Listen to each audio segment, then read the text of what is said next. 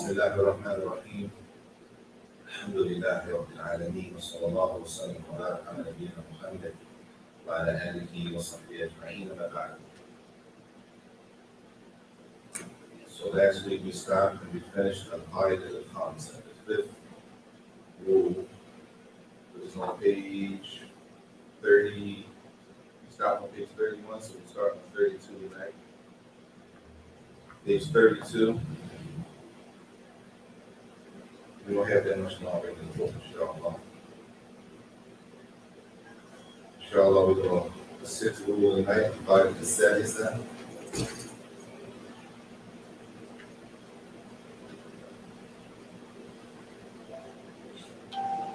It's 12 altogether. Inshallah.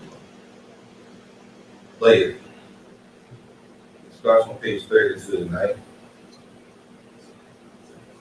قال رحمه الله القاعدة الثالثة النية والإسلام والعقل والتمييز شرط صحة جميع الأعمال إلا تمييز في الحج والعمرة والردة تبطل سائر الأعمال.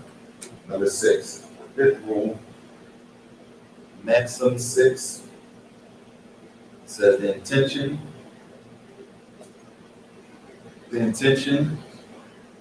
Islam, sanity, and tamyiz are stipulations for the correctness of all actions except tamyiz during Hajj and Umrah. Yes. Page 32. And then it says apostasy nullifies all actions. Play. Got it? 32. Play it. Number 1, the qaida itself, the rule itself, it says intention, Islam, sanity, and tamyiz. 4 things that are required for the action to be correct. Now, correct can mean in English, right? We got to get into what it means. Later. So these are 4 things that I mentioned, and then he says, except tamyiz on Hajj. So basically, on Hajj, tamyiz is not a condition. He's going to get to what tamyiz is. Later, فَلَا تَصِحَّ الْعِبَادَاتِ كُلُّهَا فَرْضَهَا وَنَفْلُهَا إِلَّا مِنْ قَاصِدٍ لَهَا مُسْلِمٍ عَاقِلٍ مُمَيِّزٍ. No worship, all acts of worship, whether they're voluntary or obligatory, whether it's a voluntary salat or an obligatory salat, a voluntary fast or obligatory fast, right? All acts of worship, obligatory, or as it says here, supererogatory, which means what? Supererogatory, voluntary, right? It's not an obligation to do it. So all of the voluntary acts, or as it says here, the supererogatory acts, are not correct. La tusih. If you say la tusih, what does that mean? No, not correct. Because it says the correctness of all actions. So what does it mean if it's not correct? Not accepted. Not accepted. Valid. Huh? Invalid. Invalid. Like invalid or not accepted. There's a difference between something being valid and something being maqbool, something being accepted. Clear? Something being valid is what? What's the difference between something being valid and something being accepted? Because it says here the correctness. So meaning the validity of it. It's not valid. It's not. It's like making a prayer. You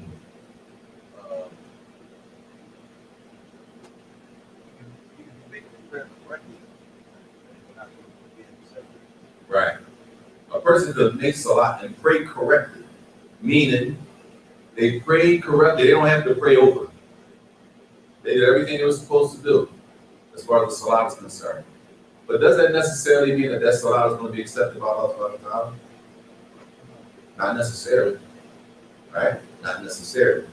So valid is one thing, right? Accepted is a different story. You with me? So here They're not talking about if it's accepted or not. Meaning, here, is it even valid? Is it even valid enough for a person to be able, that is presented on their scale of deeds? Because we can have actions, we can have things that we did on our scale of deeds that, they might not hold no weight. Based on what? Why wouldn't that action hold any weight for a person? Because they're a sinner? Because of a particular sin. They got a particular sin, or they did it correctly. But it still might not hold no weight. Intention. Based on the niyyah. Everybody did exactly what they intended. Right? So based on the niyyah, that it might look good, right? It might look good, it might not hold no weight. Like, which we gotta get over the hump of everything looking. We stuck on looks, right? For a lot of us, it's about the look. It's not really about the quality of what we're doing, right? It's more or less, do you look like you know what you're doing? You look like you know what you're talking about, right? You look like you know something. So if you look like that, then I'm gonna just trust you based on how you look, which can be disastrous, right? But yeah, so he says that all worship, whether it's obligatory or voluntary, right, are not correct. It's not correct, except when a Muslim who is, and he mentions three things: sane, mumayyiz, right, intends to carry them out. For these conditions are the correctness which apply to all worship, all actions. You have to be what? Sane and mumayyiz. Everybody with me? Like sane and mumayyiz. Now, before we go further, we got to know what does it mean? What does it mean, mumayyiz, tamyiz? Because the word says, well, even in English it says tamyiz, Tamyiz. What is tamyiz? Huh? The age of puberty? The age of understanding? The age of understanding? Whatever that means. Huh? The age of discernment? Discernment. Cool. Whatever, discernment. We assume everybody knows what that means, right? They can tell right from wrong. They can tell the age when kids can tell right from wrong. Okay. Discernment, but they can actually make an intention to know that intention is. The age that they can actually make an They intention. know, they get the concept of knowing what an intention is. Like,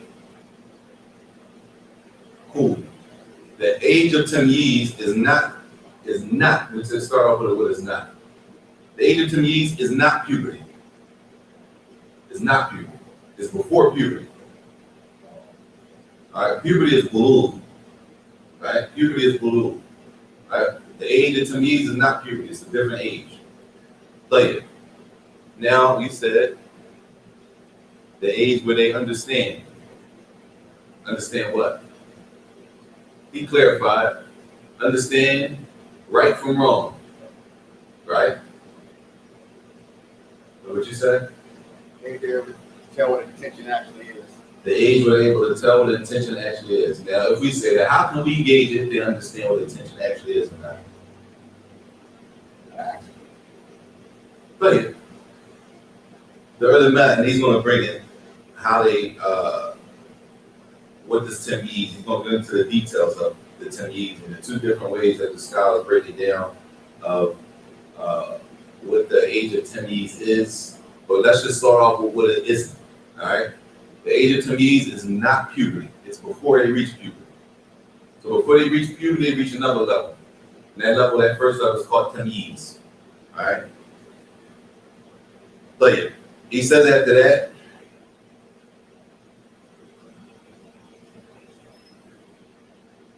so acts of worship without intention or without the intention of the door are invalid and not considered. The action without an intention is not even considered. It's invalid. Right? Later. Likewise, all the actions of the disbeliever are invalid until they embrace Islam. if they do embrace Islam, somebody's not Muslim, they take Shahada. Let's say a 30-year person, they're not Muslim, they take Shahada today. That means they miss how many years of Salah? Approximately. At least. If they're 30, they missed at least how many years of Salah? Huh? You said they 30? They 30 years old, they took Shahada, they missed at least how many years of the obligatory prayers? Next question, yeah. Maybe it's funny because it said you gotta make a call first at the age of 10. No, listen to the question. Listen to the question. Listen to the question. A person is 30 years old. They take Shahada, they become a Muslim. At 30, they missed at least how many years of obligatory prayers? Right. 23 years? I'm talking about age of serving at 7. That's not, if they're there, that's not obligatory. No, I said, When is Salah obligatory on a person? I was saying, we call them to at 10. When is the Salah obligatory on a person? When- Don't answer the question yet, Jay. This is all I'm saying. How many, at least how many years did they miss of obligatory prayers? A 30-year-old. 15. 30, 15. 15, 15, Nah. Khalas. We can go lower and say at least 10 or 12. Let's say 15. Yeah. Right? Let's go lower and say they at least missed 10. But let's say 15. Khalas 15. Yeah. They at least missed 15 years of obligatory prayers. 15 years that the prayer was obligatory on them to pray and they wasn't praying. Right? They weren't Muslim. Right? They weren't Muslim. They're 30 years old, they took Shahada. That means from 15 to 30, they weren't praying. Right? I mean, they missed 15 years worth of prayer. And that's why it says the actions of the disbeliever. A person doesn't believe in Allah and His Messenger. They're not Muslim. Right? Their actions are invalid until they embrace Islam, until they become a Muslim. If they become a Muslim, he is not required to make the actions up. They don't have to go back and pray 15 years worth of prayer from the time when they weren't Muslims. Everybody get it? You can't say, oh, you took Shahada, well, you 30 and you missed 10 Ramadans already, right? You missed 15 Ramadans. You gotta say, you're going to make up Ramadans for probably the next. No, they don't have to make up the actions that they didn't do when they were not Muslim. Later, he says next, the insane person, the person who doesn't have they're not in their right state of mind. They don't have their sanity. Their actions of worship are not correct. Why? Huh? What does sanity have to do with the intention? I mean, what does sanity have to do with action being correct? You're not saying you can't make intentions. Right. The person that doesn't have the sanity are not able to, not able to form an intention. Right? But if a person doesn't have it right now in the right state of mind, they don't have an intention anyway. Clear? So if he says after that, for this person, right? Neither are they obligated, neither are they obligated on him to do, and neither are they obligated on him due to the absence of his sanity and intention. Right? So the person who doesn't have their sanity, if they don't have they're not in the right state of mind. Right? Number one, it's not obligatory on them anyway. Based on what? Why is a person who's not in the right state of mind, a person who doesn't have their sanity, how do we know it's not obligatory on them to do acts of worship?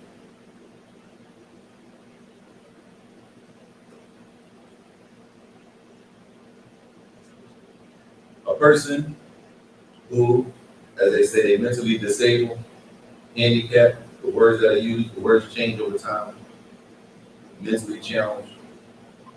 Huh? They're not fully in control of what? Themselves. But what do they call Islam? Those people are people that what? He said, Majnun. No. These are people who the Prophet ﷺ described as who? That the pen has been lifted from these people. Right? The pen is lifted from them. Meaning, it's not being written down against them as bad deeds or they're not doing right. because they're not in control mentally of what they can do and what they can't do. They don't, right? So these people originally, the salah is obligatory on a Muslim. What about this person? Is it obligatory that they pray 5 times a day? For that person, it's not even obligatory on them. What if they stand up and pray? Is the salah valid from them? Huh? No, the salah is not valid from them. But why wouldn't it be valid? Huh?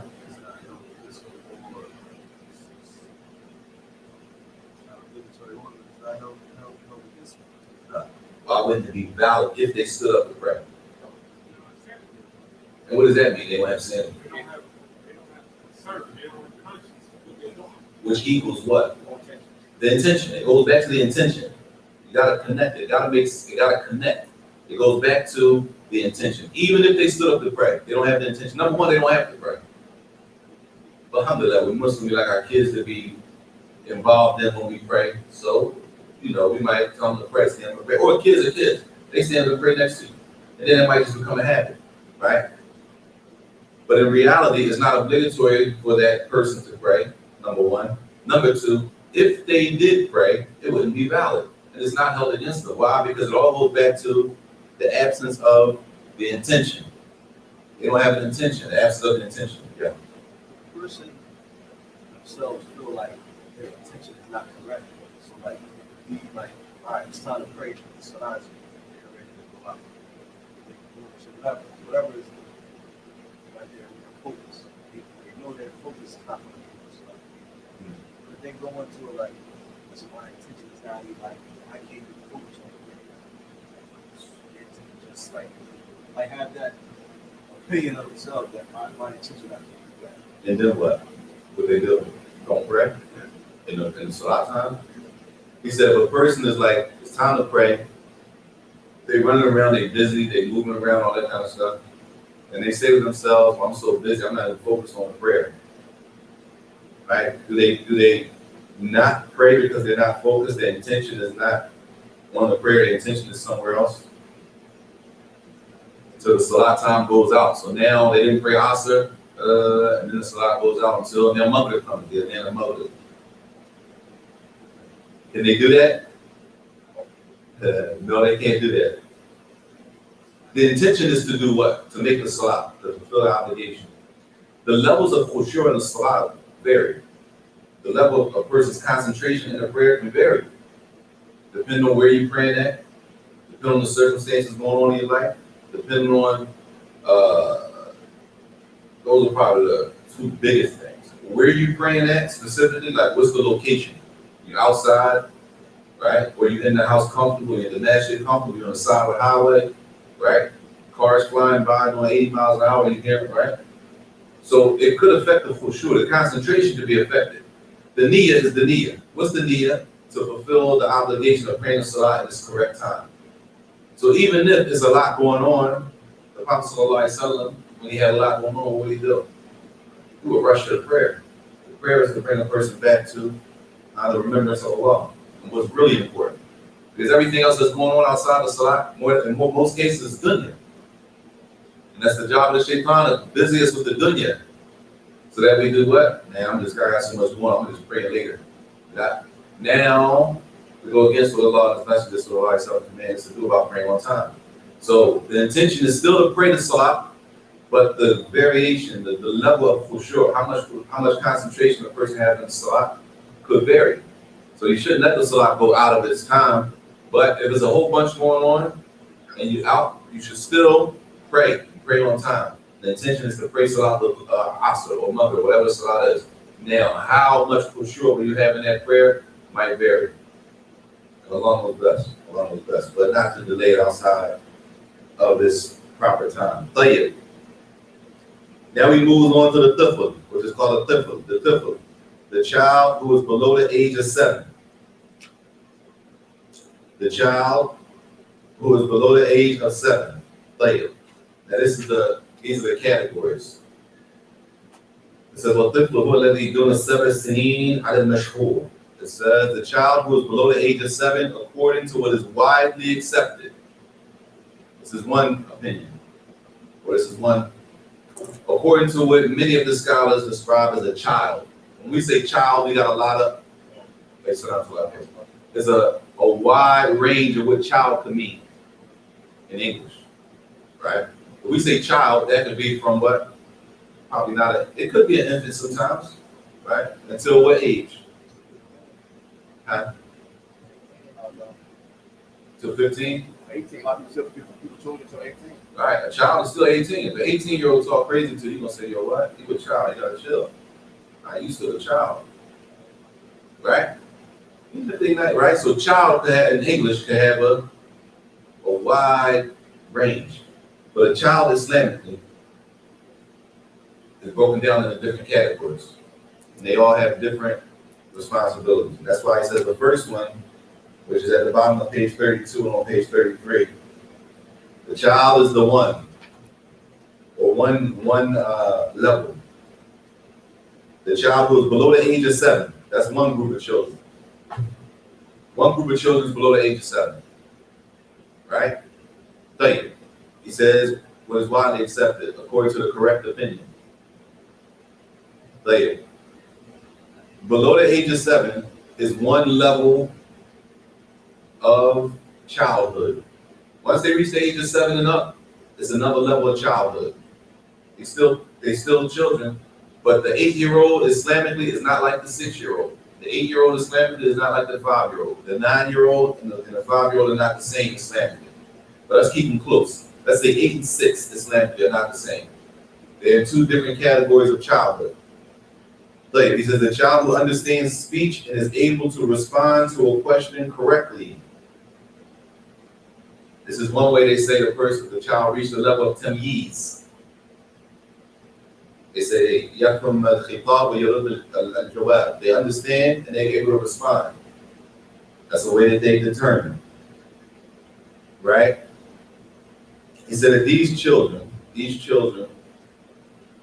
that have reached the age of tamyiz, his acts of worship are incorrect before the age of tamyiz. His actions are incorrect, the worship, due to the absence of intention. So start over. What are they saying? They're saying the first category of childhood is between the age of birth to 7. Once they turn 7, they enter into another category. Clear?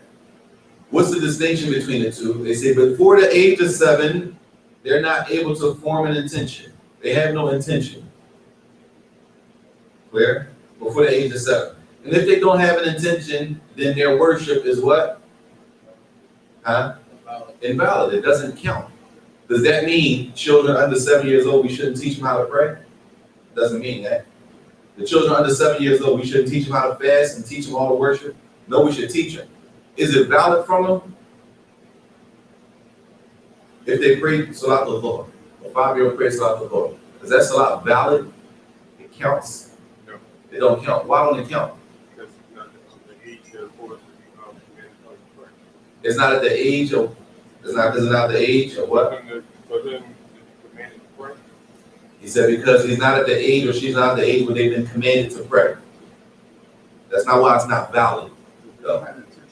It's not valid because he or she doesn't have a need. They don't have a need before 7. Before 7, they don't have a need. Islam.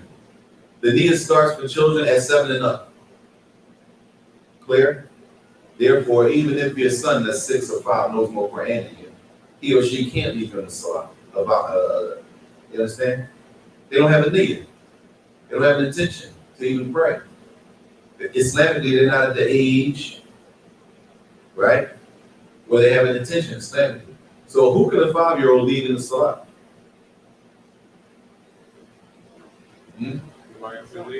Himself or somebody that's 5 years old.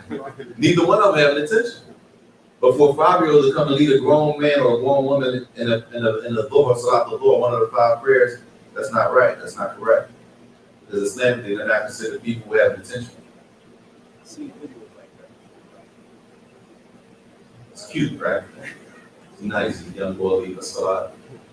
Hopefully, he's over 7. If he's 7 and up, because you got to get to the details of it, right? Under 7 is one thing. Let's get to 7 years old, right? Once they reach the age of tamyiz, he says, Number one, he says, because they don't have an intention, and it says after that, or because he is not expected to be able to form an intention at that age, before 7.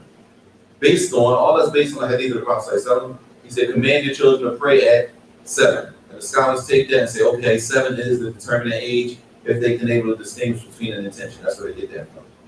Later. After 7, they enter the stage of tamyiz, as it says, tamyiz, which is, what's the word, Sheikh? Tamyiz is translated discernment. Right? Right from wrong up there. The child understands right from wrong, discernment, right? Once they reach that age, at that point, they're able to what? Take care of themselves. Yeah. At the least, they're able to form an intention. At the least, they're able to form an intention. So the 7-year-old, the 8-year-old, the 9-year-old, they're able to do what? Form an intention. The 4-year-old, the 5-year-old, the 6-year-old, Islamically, they don't have an intention. Later. Because a child is 7, 8, or 9 years old and they can form an intention, is the salat obligatory on them?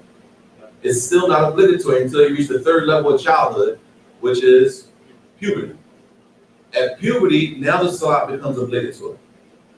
Before puberty, they're in the stage 7, 8, 9, 10, 11, until they hit puberty. They're in the stage of tamyiz, which if they pray, they can have an intention, it'll be valid for them. Right? But still, even though the salat is valid, when they pray, it's not obligatory. Clear? And because it's not obligatory, doesn't mean we don't tell our children to pray. And teach them to pray, teach how to make wudu, just because they're obligatory. We don't wait until a girl get her menses to tell the teacher to start covering. Right? How difficult is it going to be to get a 16-year-old or a 14 or 13-year-old who hasn't been covering her whole life to start covering in the middle of all what's going on? It has to be a gradual build-up, a process. Just like praying, it got to be a process. They're not obligatory. It's not obligatory for them to pray at 8. But they don't need to let them run wild and don't pray. Tell them to come pray. Right? Do they pray all 5? Probably not. But the older they get, the closer they get to puberty, they should be praying closer to 5. Because it's going to be obligatory. You can't wait till they turn and reach puberty and then say, well, you got to pray 5. You got to start getting up at 4 for Fajr. Realistically, it's going to be difficult. Not that you can't have it, but it's going to be a lot more difficult. But yeah, so at the beginning, he said these 3 things that's mentioned. Islam, a person has to be a Muslim. They have to have their sanity, their brain, and the age of tamyiz for the worship to be valid. Right? Clear? Muslim, they have their sanity, and they reach the age of what? How old? At least 7 and up, in order for the worship to be valid. He says here, except in the case of Hajj and Umrah. So they are both correct, right? Even if the child is below the age of 7. This is the exception to the rule. The exception to the rule to the child below the age of 7, the exception comes for Hajj and Umrah. Meaning, let's just use for example, the 6-year-old makes Hajj. Or the 6-year-old makes Umrah. Right? Is it valid from a 6-year-old? According to what we just spoke about, is it valid from a 6-year-old? No. Why not? Because He or she doesn't have the intention. The exception comes when it is valid. The exception for worship being valid from a 6-year-old comes when it comes to Hajj and Umrah. This is the exception to the rule. That even a 6-year-old or a 5-year-old who made Hajj or Umrah, right, is valid. Clear? Clear so far? Okay. So exception to the rule, saying that person 5 or 6, when you make Hajj or Umrah, it's valid. It's valid. Like, so he says, even if the child's guardian places the ihram, the child might even know what to do. The child's guardian places the ihram on, right, from his own wealth. The guardian intends the Hajj or Umrah on the child's behalf. He makes the niyyah for the child, right, and carries out whatever rights the child is unable to do. Whatever the child can do, that the guardian does it for him. It's going to be valid. They get there based on a hadith where the person came. I don't know if let me say this one. The hadith is in the footnotes. which is in Sahih Muslim. And then Abbas and the Nabi Sallallahu Alaihi Wasallam, he met a person and he said, who are these people? He said, they're Muslims. قالوا ومن أنت? قال رسول الله. He said, who are you? He said, I'm the Messenger of Allah. So a lady gave him, she raised up a child, a sabi. A sabi is like a small child, below the age of 7, sabi. And she said, Ali had a hajj. Is this person make hajj? This person make hajj? He said, yes. Walak al-ajr. Yes, he can make hajj and you're going to get a reward for making hajj. For who? The child, below the age of 7. So they say that even if the child makes hajj under the age of 7, this is the exception though. All other actions, no, they don't count except for hajj and umrah, but it's not in the translation. But now he says hajj and umrah differ from the rest of the actions in several aspects. Now he brings the difference between hajj and umrah. Why hajj and umrah differ from other acts of worship? The first thing is that tamyiz, the age. Tamyiz is not a condition for the correctness, right? A child can be 6 and make hajj, and a hajj can be correct. Clear? That's one distinction between hajj and umrah and the other, everything else. Yes. These is the only exception. But like sanity. Still got to be Muslim to make hajj. They still have to have the sanity. Tamyiz is the exception. The age of 7 and under. Like, he says, so tamyiz is not a condition for hajj and umrah, but it's a condition for everything else. Page 33. Like, number 2. It says, whoever begins the act of an optional prayer, anything optional that you start, whether it's the salah, right, a voluntary salah, or a voluntary day of fasting, then it is not binding on him to complete it. Clear? If you start praying, meaning, everybody with me? A person starts fasting on a Thursday or a Monday. Is it obligatory to fast on Mondays? No. But a person fasts on Monday is a voluntary fast. Then they say, you know what? I forgot I got a lot to do on my plate today. I don't know. I can eat. I miss sahur. I ain't gonna fast. I'm just break my fast. Can a person do that? Yeah. They can do that. Like a person start praying Tarawih or any voluntary prayer. Tarawih is not obligatory. A person start praying Tarawih, right? The first rak'ah, the imam start reading Al-Baqarah. Inshallah. Person has been working 16 hours a day. They feel weak. Do they have to complete the prayer or can they just leave and break the salah? They can break the salah. That's why it says, whoever begins the act of optional prayer, fast, or whatever it is, then it is not binding on them to complete it. What does that mean? It's not binding on them. Like, It's not binding on them to complete the act of they prayer. don't have to do it. They don't have to do it. They don't have to complete obligation. It's not obligated for them to do it. So we say don't have to. That and us to us don't have to could mean like you shouldn't or right. It's not obligated for them to complete that act of worship. Clear? That it's optional. The only time it's obligated to complete an optional act of worship is when it comes to Hajj or Umrah. Once you start the Hajj, even you already made Hajj before. You already made your obligatory Hajj. They call it Hajj in Islam. You already fulfilled your pillar. But you say, man, you know, anybody make Hajj here? Like, you make Hajj, right? After Hajj, don't everybody say, no, I gotta make it again. I ain't really do it. I think I missed something, right? It's tripping. I gotta come back, man, because we missed, me really, everybody's always like that. Like, so somebody wants to go back and make another Hajj, which is optional. It's not obligatory Hajj. They already made Hajj. You only gotta make Hajj once in your life. They did that. So they go back for an optional Hajj, right? Voluntary. They get there, they start the Hajj, there's traffic coming from Jeddah, it's packed. It's like overkill. They already started the Hajj, right? Any other optional thing from worship, we can do what? We can just stop and go back. I ain't gonna do it. Except for Hajj, you can't stop once you start it. Clear? This is the difference between Hajj and Umrah and the rest of worship. Once you start Hajj and Umrah, you can't go back. You start your Ihram, your Takbir, you already started. You can't get down to the Haram and be like, yo, this is not what I thought it was going to be. It's the weekend. It's usually, or it's this day of the week. It's usually not crowded this day. I'm gonna just come back next week. No, once you start, you gotta finish, right?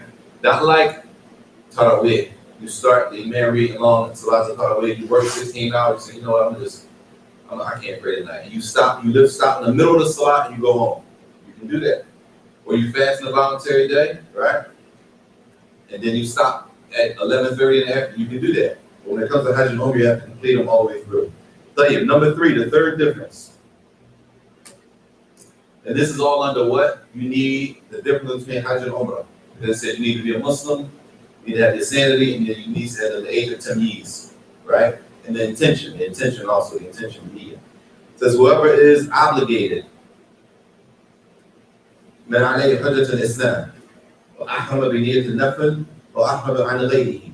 Whoever is obligated to perform the Hajj, a person never made their Hajj before, they're pillar. They never made Hajj. And then they go to make Hajj, and they make their intention for a voluntary Hajj. Person say, man, Hajj is like 10 stacks. I gotta warm up. I gotta get a warm up Hajj first to make sure I know what I'm doing, then I'm gonna come back and do my real Hajj. You never know. A person says, I don't really want to make Hajj this year, but I'm gonna just go with my wife. You know what I mean? I'm gonna make my real the next year. How would somebody try to flip it? A person was obliged, the obligation on you is to make Hajj, right? They said, but they put on Ihram and they're going to make Hajj, they're going to make a voluntary Hajj. Or, I never made Hajj before, and I'm going to go make Hajj on behalf of somebody else. I'm going to make Hajj for somebody else, and I never made Hajj before, right? Or the person who's making Hajj because they're fulfilling a vow, V-O-W. They're fulfilling a vow. These 3 people, right? What are they doing? The first person never made Hajj, and now they're trying to make an optional Hajj, a voluntary Hajj. Even if they go to make Hajj, as he says, it is not correct, and his intention is changed. The intention is changed for him to his obligatory Hajj. Clear? A person set out to make Hajj. They never made Hajj before, and they say, you know what? Maybe a family member, their mother, their father died, and they never made, they say, I'm going to make Hajj. I never made Hajj for myself, but I'm going to make Hajj for my mother or my father. And they set out and they go to Hajj like that, with the intention of making Hajj for who? The parents. In this case, that Hajj doesn't count for their parents. It counts for them because they never fulfilled their obligation. Same for the person who never made Hajj, and then they're going to go try to make a voluntary Hajj. You never made an obligatory Hajj, so that Hajj is going to count as an obligatory Hajj. Well, the person who made Hajj to fulfill, remember, these are people who never made Hajj. A person said, I'm going to make Hajj to fulfill a vow. Right? A person swore by Allah. Listen, they swear by Allah, that if Allah give me this, I'm making Hajj this year. And they never made Hajj. Allah give them whatever they asked for. Now it's obligatory on them to make Hajj this year. Right? So when they set out to make that Hajj, they set out to make the Hajj for the vow, not to set out to make the Hajj that's a pillar. So when they set out to make the Hajj to fulfill the vow, even though they do that, it counts for the pillar. It doesn't count for the vow. So that means the vow is still on them. They have to go back and make the Hajj again to fulfill the vow. Clear? Okay. So, this is a child go with their parents to make Hajj. And as a young they go, they make Hajj. So, this is a situation like this. The Hajj that they made, younger. Does it count for that Hajj of Islam? Good question. The child that is, how old? Remember we said the child was 6, they made Hajj, right? It's valid, but it doesn't count for their pillar. It's valid, but it doesn't count for their pillar Hajj. So what does it count for?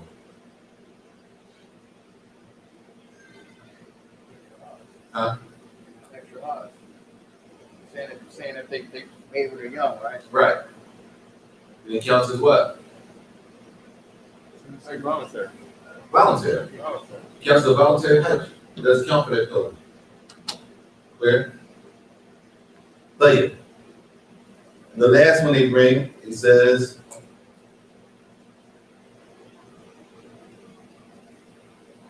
Hajj and Umrah. Hajj is obligatory, well, that's not right. So is Umrah obligatory? It becomes obligatory if you enter the land, if you pass through the Kaaba. That's it. You ain't gonna know it. We sit right here. He said it becomes obligatory once you pass the niqab, but that means I was already in Ihram. Sitting here right here today, is Umrah obligatory? Huh? It is. Some other than that, that's why he's mentioning it here like this. He mentioned the Umrah Hajj because some other than say that Umrah is obligatory. All right, we're not getting into that, but the point that he's mentioning it together, just so, like, why is he mentioning Umrah? If it's voluntary, well, how that even match? You know, some of the scholars hold Umrah to be obligatory. Like he says, lastly, the fourth one, every action. That's it. Every action which, if it is nullified and one exits from it, it is not obligatory on the doer to complete it. Every action we do, right? Let's just say salah. A person's praying Dhuhr or Asr or one of the 5 obligatory prayers, and in the middle of salah, they break wind. Do they have to keep praying all the way to the end? No. They don't have to keep praying all the way to the end, right? All of the actions are like that from worship. If something breaks it, you don't have to finish it, except Hajj and Umrah. Even if you do something to break your Hajj, you gotta finish the Hajj out. And you gotta come back and make a fresh one. Clear? Except Hajj and Umrah, even if you did something to break your Ihram. Like they say here, he said, therefore, if a person is in a state of Ihram, they made the niyyah, they're gonna takbir, they passed the miqat, it's on, ain't no turning back. Right? There's no turning back. They're in Ihram. It says, and it was nullified. They nullified their Hajj by participating in sexual intercourse. For example, there's other things that can nullify. If they have sex while they're in Ihram, this nullifies the Hajj. Regardless, you got to make a whole new Hajj. Right? It's even at that point, they still have to complete the Hajj. Clear? These are the distinctions between Hajj and Umrah and the rest of worship. The other worship, you wouldn't have to keep praying. If you broke wind, you praying, right? You break wind in the middle of the salah, you don't have to finish the salah all the way to the end, salam out, then go make wudu and come and pray. Right? You break wind, stop, go make wudu and start over. Hajj and Umrah, you gotta finish it all the way out, and then as he says, and repeating it is obligatory. And repeating it is obligatory. So those are the distinctions and the differences between all of worship and Hajj and Umrah. Yes. Now, regarding that, say for instance, you make a walk around the Kaaba. You left out of the hotel, you need to walk around the Kaaba. You forgot that you left your underwear on under your Ihram. Right. You know, you have to make, and then it came to you before you go create your two sunnahs, before you drink water, that you gotta remove your underwear. Will you make that swap again? Being that you had stitching of your underwear? Number one, you forgot. That's number one. Right? So that removes the burden of repeating in that case. Number two, there's issues connected to when you forget something and you remember what you're supposed to do. That's the issue. So a person might forget something. It's not going to negate the action totality if a person forgot, depending on what it is. So if I forgot I had some stitching on my underwear, because you know, I've never made a Hajj. Got on 2 sheets, the men got on 2 sheets, no underwear, no anything, no undershirts, no socks, no kufis, no hats, right? 2 big towels, though. They're not the regular size towels that you buy, these are big ones, right? The size of a nice size izar. There's plenty of space to wrap. Because I'm saying that because the brother came, man. So, brother grabbed some towels from Walmart, man. You can't go. Oh, that's my man too. I said, yo, where do the towels from, yo? They big towels, yo. They're not regular size towels that we use. They're big towels. They like the size of the Zara. It's long. You can wrap like a Zara. Huh? A who? I told throw blanket. You know, You like a throw blanket? I know that's a throw blanket. You don't blanket your mom might have on the couch. Yeah, like one of them blankets, you like knocking out a whole blanket, you know, a blanket you might leave on the couch. It's long, but it's not a full blanket, it's really big like that. Either the top one and the bottom, they're the same size, right? So you can't wear anything under there, for the men or hajj women, right? But a person leave out the hotel room, they forget they have on underwear. He said, you gotta make it tawaf over? No, you gotta, if you forgot, and then you remember, number one, whatever you forget, you're supposed to remove it immediately. Right? And then inshallah, there's a way to fix that, but that wouldn't require doing a whole hajj over. Like, it moves on to taklif, which is the third level of childhood, taklif. So we had the first level was between the age of what? From where? From birth to 6. The second level starts at 7 until puberty, whenever that may be. A child might reach puberty at 11, another child might reach puberty at 14. 8, right? Puberty is the third level. Like, at the latest, the scholars say that 15 at the latest. People say a person 17, they still have puberty, they still want to sister sign and all that kind of stuff. Right? Which is on page 34, taklif. Taklif, as they say, the state of responsibility. When do people, Islamically, when are people responsible for their actions? Responsible meaning sin, meaning leaving off obligations, not doing fulfilling rights. Because a child in puberty, they might be 12. They understand what you're saying, they conscious, all of that, right? They haven't reached the age of puberty. So in reality, it's not obligatory on them to pray. That don't mean that the kids, y'all, we're talking about just that. That don't mean that when your kids is playing football and basketball, and they got games, you can't just let your 12 and 13-year-old, you shouldn't be just letting them just miss a ball in the hospital because they're playing a basketball game. Is basketball that important?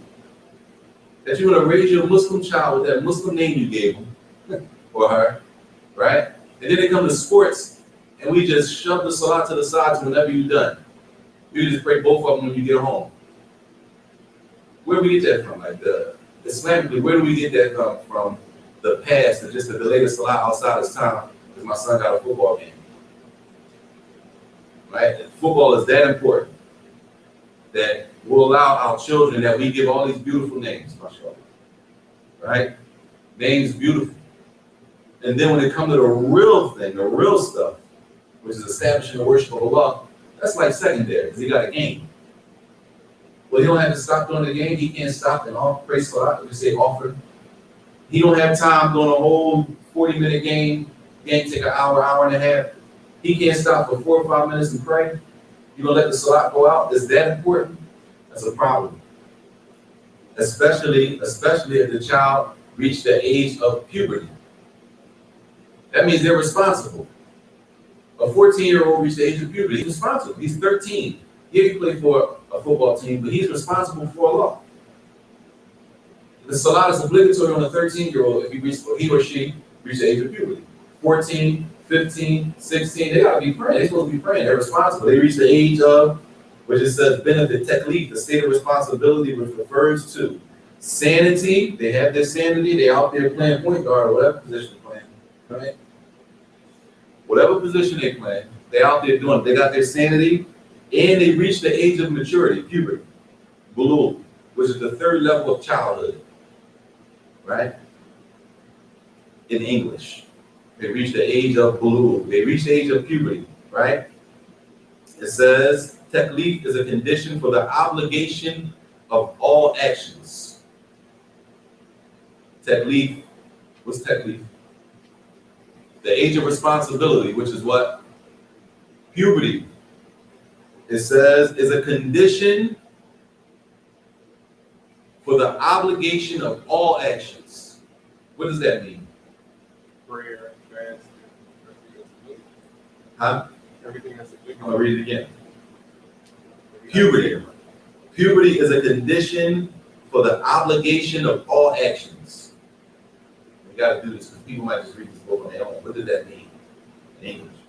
Puberty, it says taklif is a condition for the obligation of all actions. I mean, they're responsible for everything that they do. That means they're responsible for everything they do, okay? Huh? Acts of worship, okay? Once you reach the age of puberty, you have to do it. That is obligated. Once you reach the age of puberty, You have to do it. Obligated. you're obligated to do it. Which means what?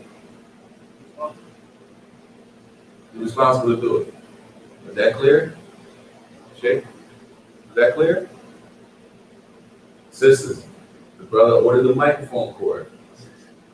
Although because the sisters be having, sometimes the brothers be lunching. And I can't hear with this thing on this air conditioner. Later. It's a condition. Puberty is a condition for the, it says for what? For all actions to be an obligation. Meaning, if they haven't reached the age of puberty, it's not obligatory. What's the condition for the salat to be obligatory on a person? Huh? What's the condition for the salat to be obligatory on a specific Muslim? Huh? This is a question. What's the condition? In order for me to say the salat is obligatory on this person, you ain't got the cord, shit. In order for us to say the salat is obligatory on you, they have to fulfill a condition. What's that condition? Huh? Taklif. They have to reach the age of puberty. If they haven't reached the age of puberty, it's not obligatory. Even though he has his right mind. Even though he's reached the age of 10 years. Even though he's a Muslim, he makes the niyyah because he's 8, 9, 10, 11, 12 years old. Until he reaches the age of puberty, it's not wajib. There's a difference between encouraging the children, teaching them to pray, and there's a difference between them gaining a sin for not praying. Everybody get the difference? So if a child, right, it's not, don't mean we shouldn't be teaching our children as they grow up and stuff like that. But sometimes we go overboard. Sometimes we go a little overboard because an 8-year-old or a 7-year-old keep running out of line in the salat. At that age, it's a learning, it's a teaching process, right? The kids, especially if they're younger than 7, man. Sometimes kids is 4 or 5 years old and people screaming, like grabbing the salat, fussing them out after the salat, tripping, right? Because a 4-year-old won't stand and pray. Number one, if they stood and prayed the whole time, it wouldn't count for them in the first place. Number two, it's not obligatory on them. They still got plenty of time. At that point, it's all learning, it's training, as he says here. This is for, as he says, he is scolded when he leaves the prayer. This is for the one who didn't reach the age of puberty. Before they reach the age of puberty, right? What's another word for scolded, y'all? What does that mean? He's scolded when he leaves the prayer. You know? Honest. Huh? Honest. Jay, admonished. You gotta bring it all the way down, Shay. Um, Bring it all the way down, so make sure we know what you're talking. Huh? You screamed at, or what else? discipline. Or what else? Some people, believe it or not, y'all, some people don't understand what discipline is. You can tell them discipline, they don't know what discipline is. Maybe they weren't disciplined. It says the child was not reached the age of puberty. When they don't pray, when your 12-year-old who's not reached the age of puberty doesn't pray, right? Especially for the brothers and the sisters. I'm just speaking what I see from the brothers, but for the sisters also. It's not obligatory on them to pray. It's not obligatory that they're 12 or 13. They didn't reach the age of puberty yet. But when they don't pray, you still do what? Remind them. Yeah, you need more than that. You grind them up. It's a grind up session. They still got to get grinded up for not praying, even though it's not obligatory on them. Why? Because they're in the age of, as he says, disciplining and training. It's a training stage. You got to be on them. You can't let the kids get till they reach puberty. And you talking about you got to pray 5 times a day. You got to start covering. It's going to be difficult. It's going to be a lot more difficult. It don't mean it can't happen, but it's going to be a lot more difficult than taking the advice of the Prophet commanding them to pray at 7. Right? At 7 you start. And if they're seeing you pray in the house, they're going to jump in. Younger than 7. It's training. But if we don't train them, then it's going to be a lot more difficult. So the age of taklif, which is the age of puberty, right? Because taklif involves two things. That age of responsibility has two things connected to it, right? The first thing is what? How you know a person is Islamically responsible. Two things gotta be in place. And those two things equal the age of responsibility. Two things that equal the age of responsibility, which is what? What's the first thing? La. La. Tamyiz is at 7. What makes a person Islamically responsible? Puberty and y'all don't get it. Sanity, yes. Meaning the child could reach the age of puberty, but they don't have their sanity. Therefore, they're not Islamically responsible. A child can have this, or a person can have their sanity. 11-year-old can have their sanity, but they haven't reached the age of puberty, so they're not Islamically responsible. They become Islamically responsible when they have two things. They reach the age of puberty and they have their sanity. Clear? If they don't have two, then they're not Islamically responsible. If they're not Islamically responsible, doesn't mean we don't train them. That means we still train them until they reach the age, until they reach that level.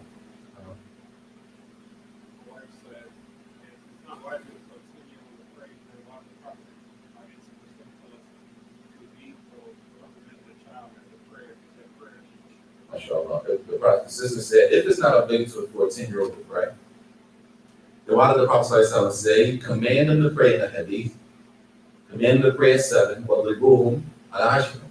and hit them at 10. If it's not obligatory, what are we hitting them for? Yeah. Huh? Training. And that, even that hit, is translated as hit. But the explanation that the early man explained is ta'deeb. It's a hit, which is a light hit. It's not like a beat, you know. We hear hit, you know how we hit aggressive anyway. So we think, you know, never mind. We think that a hit means that we go crazy. Like, you know, you beat them. It's not a beat, right? And even a hit for the woman, right? When it comes to the marriage and women, and if she doesn't obey, if she doesn't listen to you, beat them. What's the beat? As it was explained, it's like hitting somebody with a siwak like this. Not a fist. You put fist and put hand and put, give a woman black eyes and men beating like that's not Islam. That don't stand nowhere in Islam. Nowhere in the deen you can do that. Nowhere in Islam will allow you to beat a woman or beat a child. The beat there is not beat like that, but it's more of a to get their attention. Listen, you slipping. And this is a way we do that without hurting somebody, right? It's a way to tap a person without hit. It's a way to hit them, but there's different levels of hit, right? Hits come on different levels, right? That hit Islamically is not that you hurt a person. Islam doesn't give us the green light to do that. And the scholars explain that that's part of their training, to keep them focused, to keep them, let them know how serious it is. Not a beating to hurt them, a hit to hurt them. I was off topic, but since you said that, I was thinking in my head, would a man, like say for instance, like we in America, right? Do there have to be a Sharia court for the beating of a person of zina? I'm saying, like you said, the beating is nowhere in Islam. Not changing your word. I know in that context. I mean it in that context. Yes. But I mean it in the man, a non-Muslim man. If somebody had witnesses, someone was witnesses, and the person committed adultery. A person committed adultery in a non-Muslim land. Like, Could that be something to be exercised? are they authorized to do that? Yeah. The people carrying out the Islamic law have to be authorized. All from like whatever. Who's authorized? That's what I was saying. So it's not authorized in this land, basically. You have to follow the law of this land, or not? Those rulings come from, as we say, the laws of the land. There's nobody here authorized to carry out Islamic punishments.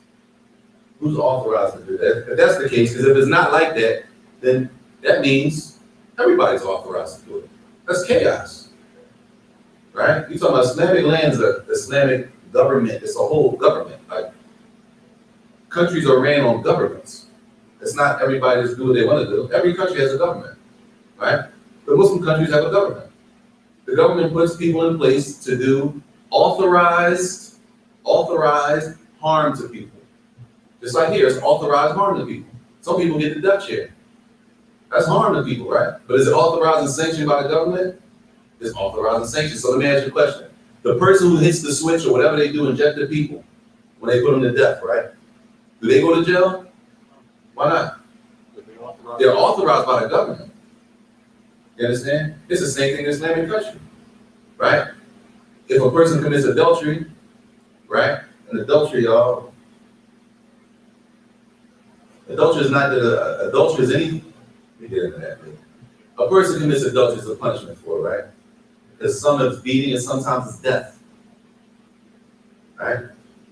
Later, that person who does it is a person who carries it out or stealing. If it reaches a certain, all the conditions, the hand is cut off, right? He does it again, the foot cut off. All of that stuff is carried out by who? Somebody has to do it. The person who does that cuts the hand off. Do they go to jail? They harm somebody, just cut somebody's hand off, or they put somebody to death. But they're authorized under the government to do that. And it's the same thing in Islamic countries. If you look at here, who's authorized to do that? What type of system is set up that you're authorized, any person walking around the street is authorized to sentence somebody to death? If they do that, they go into jail. Which shows you they're not authorized to do that. Like, I think he spoke about that the other day too, Thursday's class. He did, didn't he? Yeah. But this is the last part before we stop. As for apostasy, we all know what apostasy is? Yeah. What is apostasy? To leave what? Islam. A person says, and Allah protect us all, a person says that they're not a Muslim anymore. And there's a punishment for that. There's a punishment. And even the punishment, a lot of times we don't talk about the punishments, but the punishments are not like, you said what? Kill them. They don't go like that. There's a bunch of that's how people think it go. He stole some, cut his hand off. Like Islam is not like chaotic like that. He don't pray no more. He don't pray, they ain't Muslim. But what happens after that? You don't start killing people. A person apostates, you don't just start killing people. Islam is organized. But most people don't talk about the organization of a person say they're not Muslim anymore. What happens? He says, as for apostasy from Islam, if a person leaves Islam, they say they're not a Muslim anymore. He says, it is to say, or he says firstly, to apostate, to leave Islam. It is to say or do something during an action which would remove one from Islam. We gotta understand, it's a whole chapter in the books of fiqh about the person who leaves Islam, how to deal with them, right?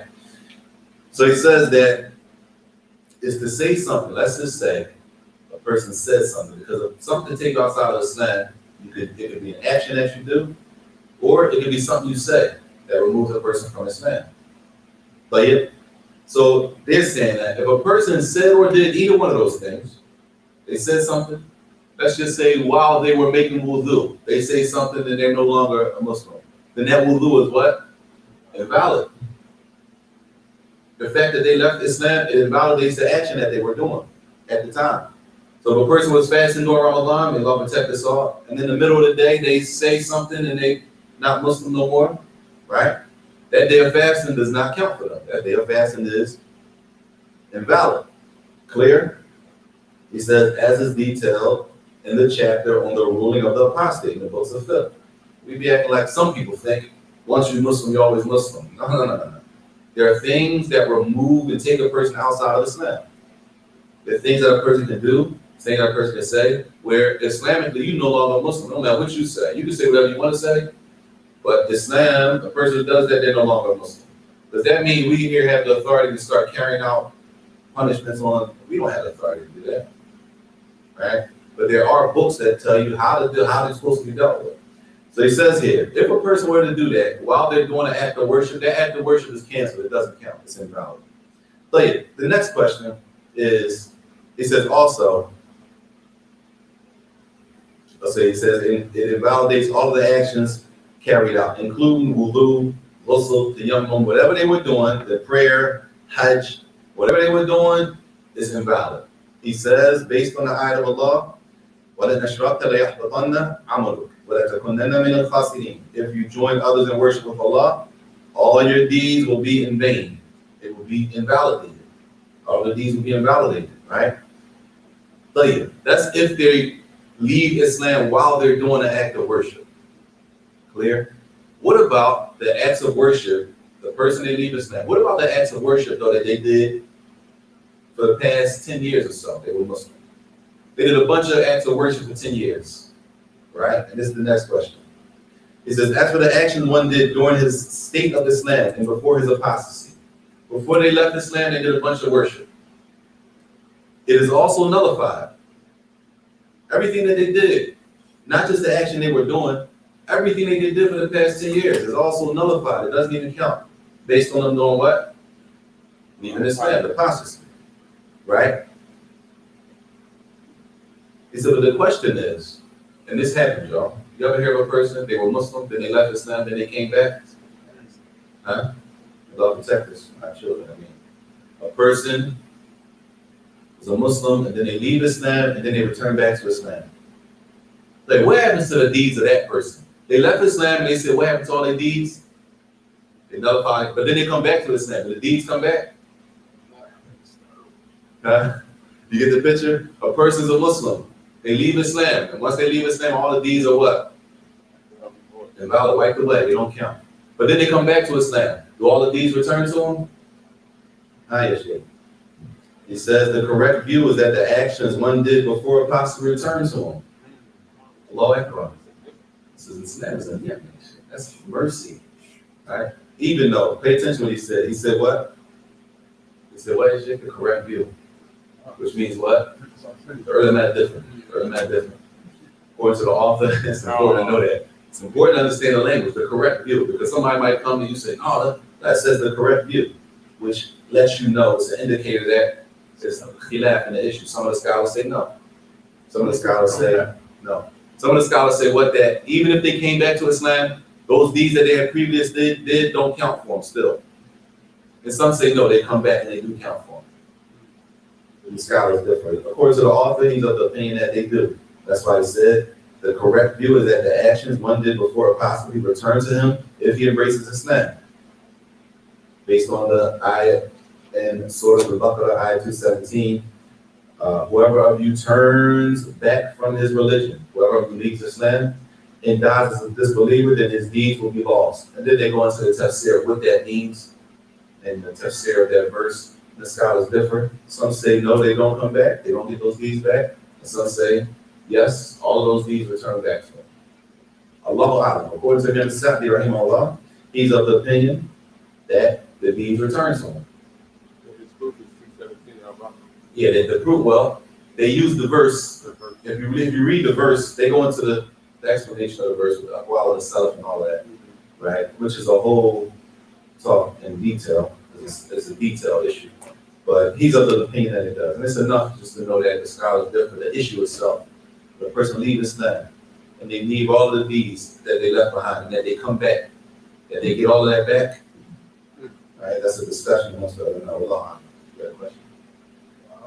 I read some statements that some scholars say you either miss one salah intentionally, that Islam. Right. And you go your deeds. Right. Walking at one salah. Right.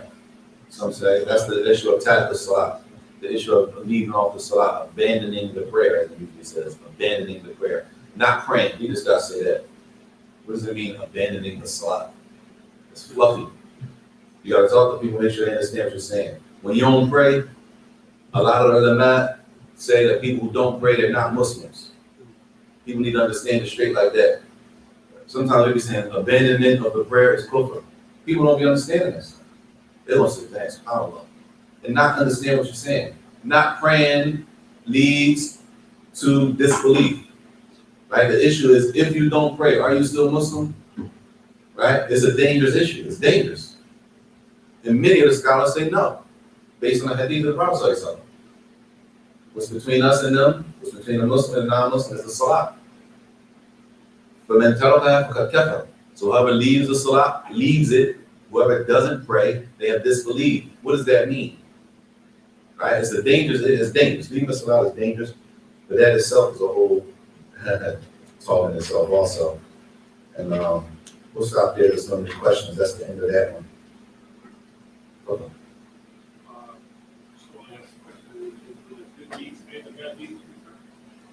They said, they left the general and said deeds, Allahu A'lam. The good deeds and the bad deeds return, Allahu A'lam. Let's hope it's just the good ones. Inshallah, Allahu A'lam. Any other questions? What does Miqat say? What does Miqat mean? The miqat for the Hajj. The miqat for Hajj or Umrah is basically the starting point. Basically, miqat is the starting point for when you make a Hajj or Umrah. If you make a Hajj and you're coming from a certain place, Hajj starts at this location. It's a location. So depending on what part of the world you're coming from, right, there's different starting points. You're coming from this part of the world, this is the starting point. Another side of the world, they have a starting point on that side. So the miqat is basically the starting point for the Hajj when you make Hajj and Umrah. Salam alaikum. Yes. A lot of people say that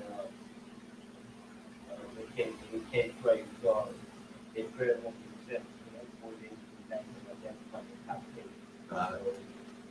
That's the excuse. That's the excuse. A person makes an excuse and that's why they don't pray. The issue about not praying when it comes to intoxication. People say, he said that some people don't pray, they said, because you can't pray the 40 days. The salah is not accepted for 40 days, right? So they don't pray for 40 days. And then they might get high again or do something again. So that's another 40 days. Like, because it's not accepted, don't mean you don't have to pray. You still got to pray. The obligation of praying is still there. The obligation to pray is still there. Being accepted, that's what we spoke about earlier. Doing the action is one thing. Acceptance is another thing. You still got to pray. The obligation of praying is on the Muslim 5 times a day, every day. It's no breaks. There's no breaks. Now, whether they're accepted or not is a different situation. But the fact that somebody was intoxicated doesn't mean that they can just take off for 40 days. And then on the 9th day, get intoxicated again. And then add to that, it doesn't work like that. That the obligation is still to pray, even though they may fall under the ruling of it not being accepted. Allahu Ta'ala. That is that one, right? That's not like you see people like post stuff like for Ramadan, like, oh, you got 40 days, so like, don't, you know what I'm saying? Like, don't do anything to get vaccinated, like, from this point on. Like, if you have that, if you got that issue, and you say, all right, small exception, it's 40 days before, I'm chill right now. It's 30 days, brother. Huh? It's 30 days, No, brother. just hypothetical, like, whatever day. Oh, you mean it's 40 days until Ramadan? Right. Oh. So they Ramadan be accepted. Uh-huh. So they worship. Or they're trying to like clean themselves out before Ramadan. Right. This is the thing. Whether you clean out or not, the salah is still obligatory every time. My question is like, you got that intention going into it already. Like, is it even accepted? Like, The intention to do what going into it. sometimes people, they say, listen, they get high on it. Uh-huh. And they go Ramadan is coming. Right. They want their Ramadan is. Like, So they should. Right. At that point, right. for the 48. Right. Go out of any day better too. Mhm. That's not- Right. You know, So you're saying a person, they go on with the intention of doing a haram already, right? They say, well, Ramadan starts in such and such. And I know you got 40 days to your thing now, so I'm gonna just, right? A person says they're gonna get high and then take those 40 days and start their Ramadan. Like, what you saying? What's the question now? I mean, like, even with that intention, like, whatever the action is like, even accepted, like, from that point, because then you got that intention to go back to. It's gonna be difficult to say that at that point. Because it might change their need. Right? The intention might change when it comes to the action. It's difficult to say that early. But you definitely shouldn't be going planning to do no haram and trying to gauge it out and level it out before Ramadan starts. I'm just do some haram. You might die doing a haram. Allah call your soul back on haram and you never reach it to Ramadan. So you should never be planning to do haram for a certain amount of time, right? Like it happens. I'm gonna just do this for this amount of time, and do this, and then what happened? You get booked before you finish the last one, right? You fall You go too far before you finish what you plan to finish with going to haram. So we should never be planning to do the haram. But a person could plan, like he's saying, a person could plan that out, and then when it comes time to do the worship, their intention change. Because he's saying that is the worship even valid if a person is planning to go back to disobedience? That's the question. Is it even valid if a person plans to go back to disobedience? Allahu Ta'ala. Allah. Stop here, inshallah. So Allah will